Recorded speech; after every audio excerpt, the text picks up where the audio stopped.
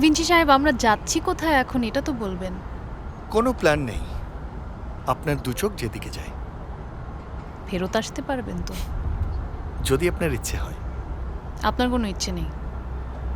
আমি আজ আমার সব ইচ্ছে সমর্পণ করেছি আপনার কাছে।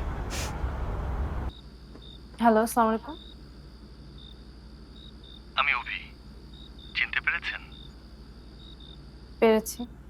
থ্যাঙ্কস। For what? আমার বোনকে আপনার নাম্বারটা আমাকে দেওয়ার পারমিশন দিয়েছেন, তাই। পারমিশন দিয়েছি ঠিক আছে, কিন্তু যখন তখন ফোন করার পারমিশন তো দেইনি। এটা কি যখন তখন ফোন দেওয়ার টাইমের আওতায় পড়ে? অবশ্যই। কখন কখন তাহলে ফোন দেওয়া যাবে আপনাকে? আমাকে আপনি স্বামীর কোনো প্রয়োজন হলে ফোন দিতে পারবেন। তাহলে তো হয়েই গেল। আমি এখন আপনাকে জানানোর জন্য ফোন দিয়েছিলাম যে স্বামী এখন পড়ছে। সেটা জেনে আমি কি করব? আমাকে কেন বলছেন? আপনি স্বামীর টিচার। আপনার স্টুডেন্ট বাসায় পড়ছে কি পড়ছে না সেটা জানা কি আপনার কাজ না? আমার কাজ ওর স্কুলের পড়াশোনা দেখা। আমার ওর বাসায় কি পড়াশোনা চলছে সেটা তো জানার কাজ নেই। তাহলে কি আমি স্বামীকে বলে দেব যে মিস বলেছে বাসায় পড়াশোনা না করলেও চলবে? আপনি অনেক বাচাল কিন্তু। আর আপনি অদ্ভুত সুন্দর। ফ্লার্ট করছেন? চেষ্টা করছি। আপনি তাহলে নিশ্চয় জানেন, বোনের থেকে শুনেছেন যে আমি এঙ্গেজড। ফ্লার্ট করে কোনো লাভ নেই। বলেছে, কিন্তু মনোবিজ্ঞান আমাকে বলেছে একজন মানুষ তার জীবনকালে 6 বার প্রেমে পড়তে পারে। আচ্ছা, এই মনোবিজ্ঞান কি আপনার কানে কানে এসে কথাটা বলে গেছে?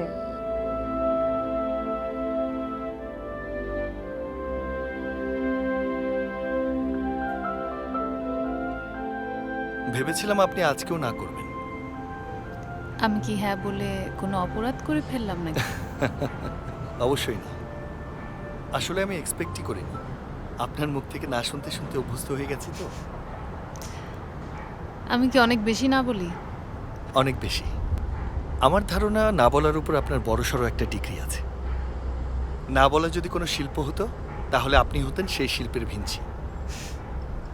এটা কমপ্লিমেন্ট ছিল নাকি ইনসাল্ট? আপনাকে ইনসাল্ট করলে তো আমার পাপ হবে। আমি নরকের আগুনে পুড়তে চাই না ম্যাডাম। এত না বলে কি লাভ হলো? সে আপনার সাথে ঘুরতে তো বের হয়ে গেলাম। সেটারও কারণ আছে। আমারও ধৈর্যের উপর বড়সড় একটা ডিগ্রি আছে। ধৈর্য যদি কোনো শিল্প হয় আমি হলাম সেই শিল্পের ভিঞ্চি। ভিঞ্চি সাহেব, আমরা যাচ্ছি কোথায় এখন এটা তো বলবেন। কোনো প্ল্যান নেই। আপনার দু চোখ যেদিকে যায়। ফেরত আসতে পারবেন তো? যদি আপনার ইচ্ছে হয়। আপনার কোনো ইচ্ছে নেই? আমি আজ আমার সব ইচ্ছে সমর্পণ করেছি আপনার কাছে।